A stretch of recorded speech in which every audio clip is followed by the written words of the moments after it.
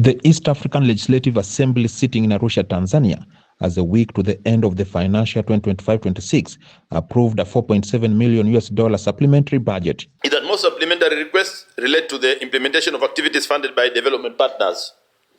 And out of the total requests of $4.9 million, the development partner funding amounts to 4.2. However, sections of the East African Legislative Assembly representatives were uneasy with the retrospective approval to regularize the money that the community had already utilized. Appropriation is our main role. We cannot give up that role. And we come here when money is already spent. We can't do anything. Concerns are that the failure of the regional parliament to sit regularly because of financial difficulties has incapacitated prior approval. Carrying dead bodies, wait to carry correct dead bodies.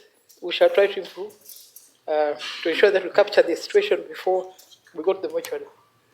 So whatever.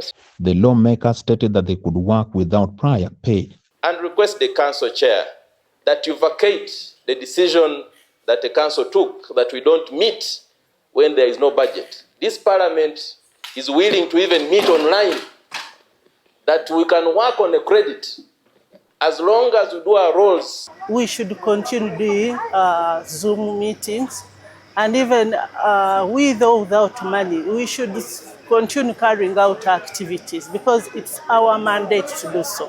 To ease the financial burden facing the community, the East African Community Heads of State decided during the 25th Ordinary Summit held in March in Arusha that the EALA representatives will be paid through the respective national parliaments, starting with the next assembly. That will significantly reduce the burden on the East African community so that we can spend more resources in making sure that we have an effective East African community.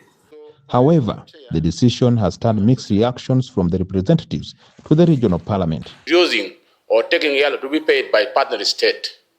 If you look about the budget of EALA, it's 19 million, which means each partner state is going to take back 2.3 million again to their own partner state.